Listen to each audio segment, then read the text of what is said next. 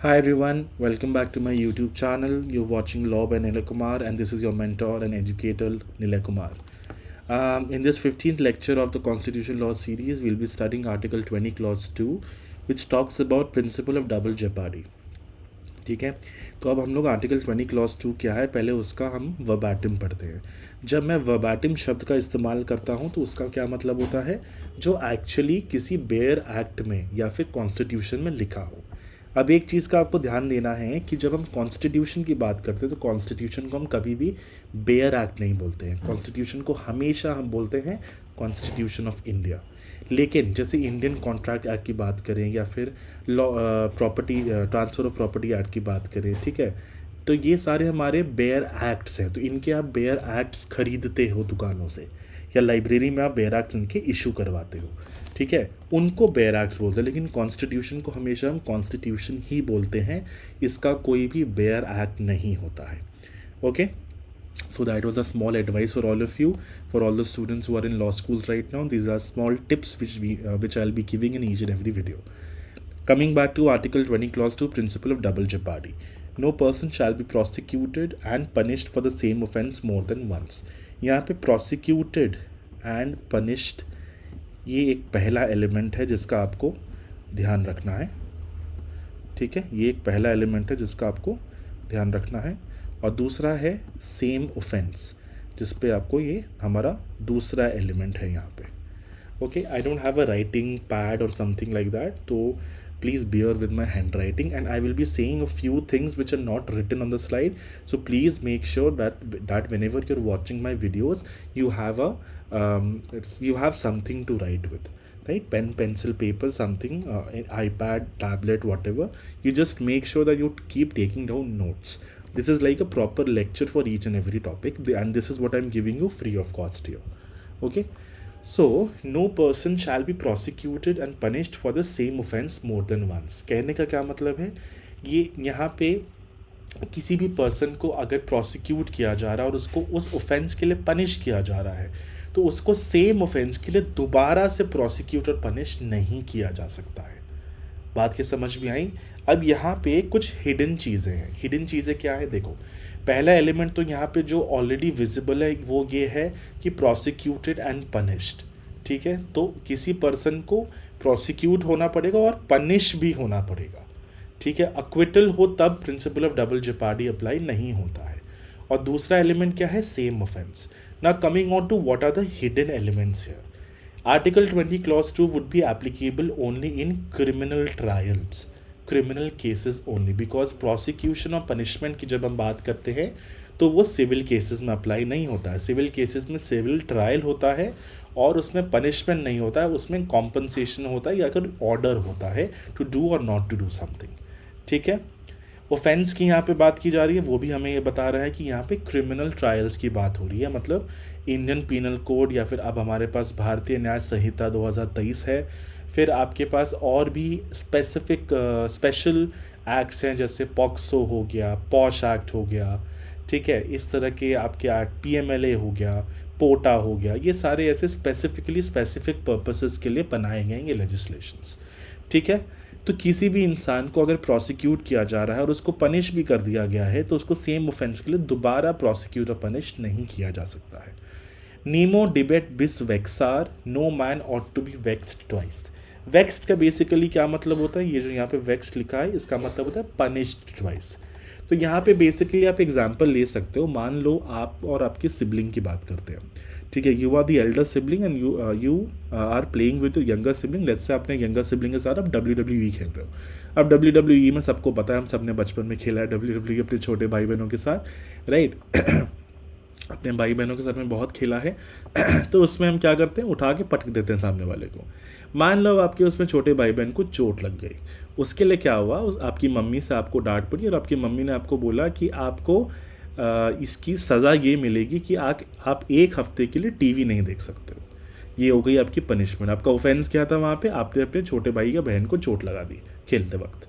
ठीक है, अब क्या हुआ, रात में पापा घर आए तो पापा ने आपको उसी बात के लिए डांटा और उसके बाद पापा ने भी एक पनिशमेंट दे दी कि भैया एक हफ्ते के लिए टीवी नहीं देखोगे, वो तो मम्मी ने बोल दिया, बट आप एक हफ्ते के लिए घर से बाहर भी नहीं जाओगे. हम लोग बोलते हैं you are grounded for 1 week. हमारे यहाँ देसी भाषा में बोलते हैं कि घर से निकलना अलाउड नहीं है आपको, ठीक है। तो आपको सेम एक्ट के लिए, दैट इज़ आपको अपने छोटे भाई बहन के साथ खेलते वक्त जो चोट लगा दी आपने, उसी के लिए 2 बार पनिशमेंट मिली।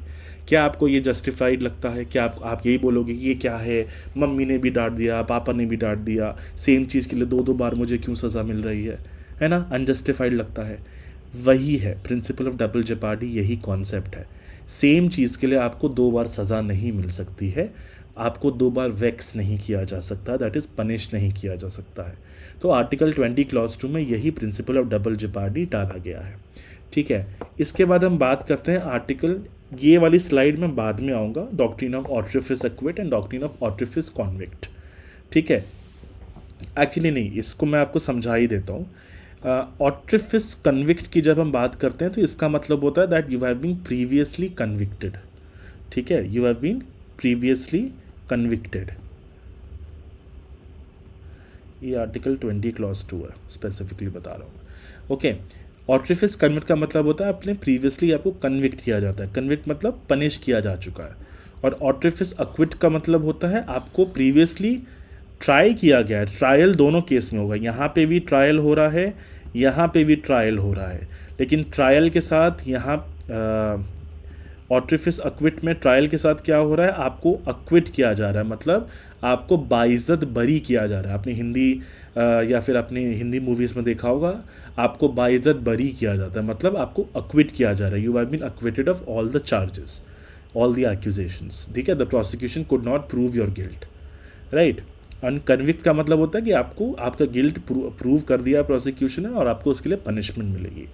तो ऑट्रिफिस कॉन्विक्ट, जो डॉक्ट्रिन ऑफ ऑट्रिफिस कॉन्विक्ट है, वो ये बोलता है कि ट्रायल हुआ and you have been given a punishment, that is you have been convicted. तो there is a trial and there is a conviction. ये जो कॉन्सेप्ट है ये आर्टिकल 20 क्लॉज 2 में प्रेजेंट है, जो अभी हमने पिछले साइड में यहाँ पे पढ़ा। लेकिन डॉक्ट्रिन ऑफ ऑट्रिफिस अक्विट जो है, व्हाट वुड हैपन अगर आपको ट्राई किया गया आपको, लेकिन आपको अक्विट कर दिया गया, क्या उस केस में आपको लगता है आर्टिकल 20 क्लॉज 2 अप्लाई होगा? The answer is no. Article 20 clause 2 उस केस में अप्लाई नहीं होगा जहाँ पे आपका ट्रायल हुआ हो, आपको प्रोसिक्यूट किया गया हो, मतलब प्रोसिक्यूशन और ट्रायल सेम चीज़ होती है, आपको ट्राई किया गया हो लेकिन आपको अक्विट कर दिया गया, बाइज्जत बरी कर दिया गया हो, ठीक है। वैसे केसेस में सिर्फ सेक्शन 300 ऑफ CRPC अप्लाई होता है और section 26 of general clauses act apply होता है, ठीक है। तो सेक्शन 300 ऑफ CRPC में डॉक्ट्रिन ऑफ ऑट्रिफिस अक्विट तो अप्लाई हो रहा है, कन्विक्ट अप्लाई भी होगा और अक्विट अप्लाई भी होगा। Section 26 of general clauses act में भी डॉक्ट्रिन ऑफ अक्विट और कन्विक्ट दोनों अप्लाई होगा, लेकिन आर्टिकल 20 क्लॉज 2 में सिर्फ डॉक्ट्रिन ऑफ ऑट्रिफिस कॉन्विक्ट अप्लाई होगा, that is you have to be tried and convicted of an offence. अब सेक्शन 300 और सेक्शन 26 क्या है, ज़रा ये समझ लेते हैं। सेक्शन 300 का ये देखो, अब यहाँ पे मैंने बेयर प्रोविजन डाला है, ठीक है। This is not the bare provision आप इसको बोलोगे, या फिर वर्बैटिम भी बोल सकते हो, ठीक है। A person who has once been tried by a court of competent jurisdiction, तो पहला एलिमेंट क्या है यहाँ पे, ट्राइड बाय अ कोर्ट। दूसरा एलिमेंट है यहाँ पे, दूसरा एलिमेंट क्या है यहाँ पे, competent jurisdiction, and that person may be either convicted or acquitted of such offence shall. अब यहाँ पे ये इंपॉर्टेंट है, while such conviction or acquittal remains in force, ठीक है। ये तब की बात की जा रही है जब आपके पास अपील के ऑप्शंस होते हैं। ऐसा भी हो सकता है कि ट्रायल कोर्ट ने आपको क्विट कर दिया हो लेकिन अपीलेट कोर्ट ने आपको कन्विक्ट कर दिया हो, या वाइसी वर्सा। तो ये सेंटेंस उस केसेस में अप्लाई होता है। अदरवाइज ये इन जनरल बोला जा रहा है कि अगर किसी कोर्ट ने आपको, कोर्ट ऑफ कॉम्पिटेंट जुरिस्डिक्शन ने आपको कन्विक्ट या अक्विट कर दिया है, वैसे केस में you will not be liable to be tried again for the same offence, ठीक है। Same offence, same facts for any other offence, ठीक है। मतलब एक फैक्ट से मल्टीपल ऑफेंसेस अराइज होते हैं, ठीक है। तो उस चीज़ की भी बात की जाएगी, ठीक है, जिसके लिए एक डिफरेंट चार्ज बनाया जा सकता है, okay. The point is same offence के लिए आपको दोबारा ट्राई नहीं किया जा सकता अगर आपको उसके लिए पहले ही ट्राई किया जा चुका है और and in that case you were either convicted और अक्विटेड। तो आप ऐसा बोल सकते हो कि सेक्शन 300 सबसेक्शन 1 जो सीआरपीसी का है उसका स्कोप वाइडर है as compared to article 20 clause 2।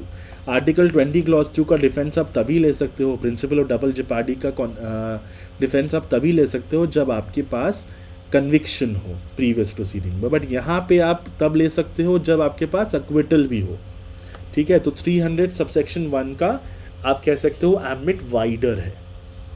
ठीक है, this same section has been retained as section 337 of Bharatiya Nagarik Suraksha Sanhita, that is your new CrPC. I hope section 300 subsection 1 भी क्लियर हो गया हो आपको। Coming on to section 26 of general clauses act. अब ये उन केसेस में बात करता है जहाँ पे सेम ऑफेंस को मल्टीपल लेजिस्लेशंस में ऑफेंस बनाया गया।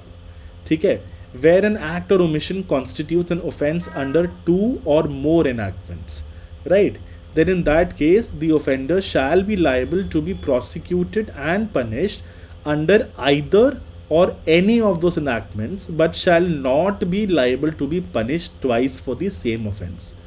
मान लो एक मर्डर अगर ऑफेंस है, ठीक है, या फिर मान लो waging war against the state, ठीक है, ये ऑफेंस आपका आईपीसी में भी है, मान लो बीएनएसएस में भी है, और एक हमने नया एक्ट भी बना दिया है जो specifically war against the state से डील करता है, उसमें भी स्पेसिफिकली इस ऑफेंस से डील किया गया है।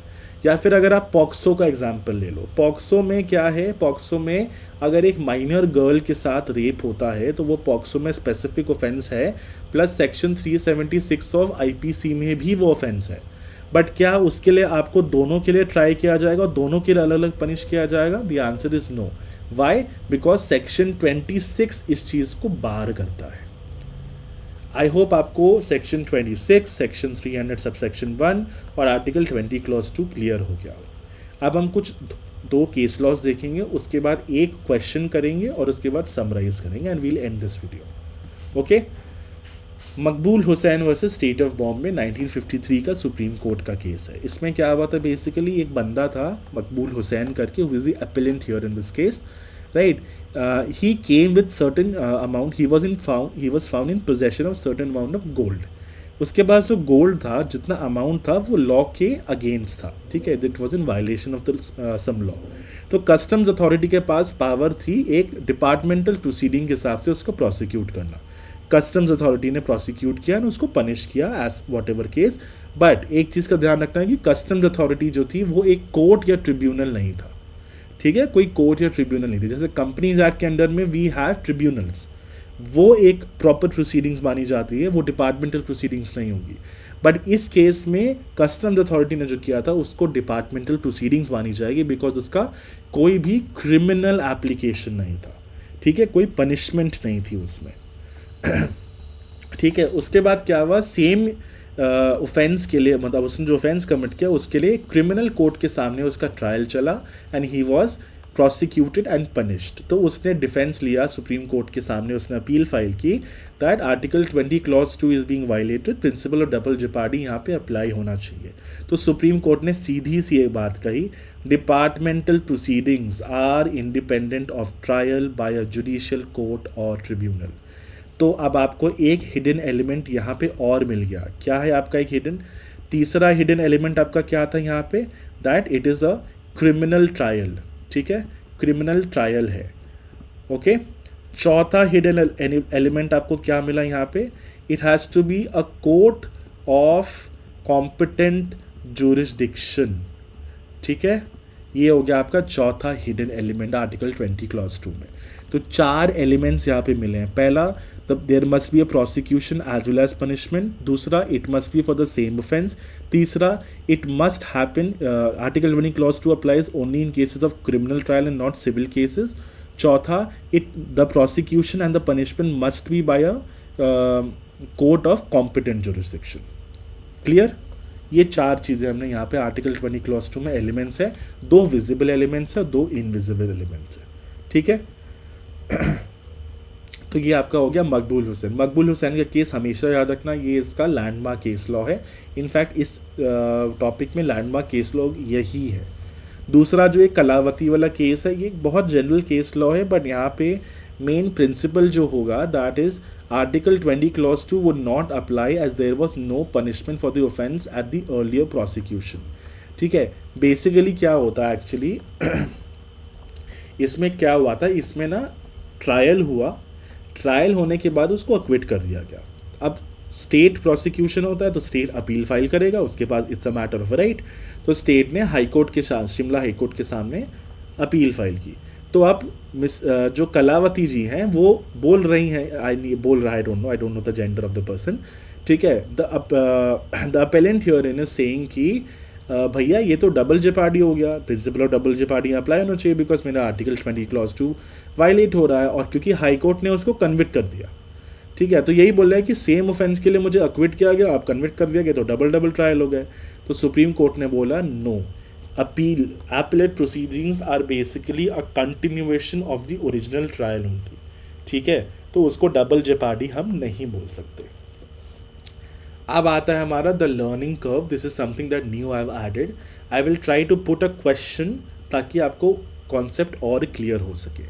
ठीक है, क्वेश्चन आपका यहाँ पे ये है, person A was accused of committing an offence punishable under section 302 of IPC, section 3 subsection 2 and section 3 subsection 3 of the Prevention of Terrorism Act of 2002.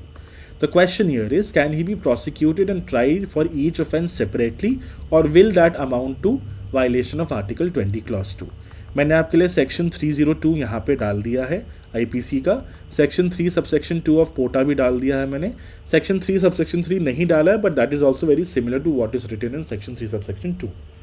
ठीक है, अब आप बताएंगे मुझे कि क्या यहाँ पे अलग अलग तीनों सेक्शंस के लिए क्या उसको अलग अलग ट्राई किया जा सकता है, या फिर सेम ट्रायल में तीनों ऑफेंसेस के लिए उसको अलग अलग सज़ा दी जा सकती है क्या? द आंसर इज येस और नो। ठीक है, इसके लिए आपको रेफर करना होगा section 26 of general clauses act. Where an act or omission constitutes an offence under 2 or more enactments, then the offender shall be liable to be prosecuted and punished under either or any of those enactments, but shall not be liable to be punished twice for the same offence.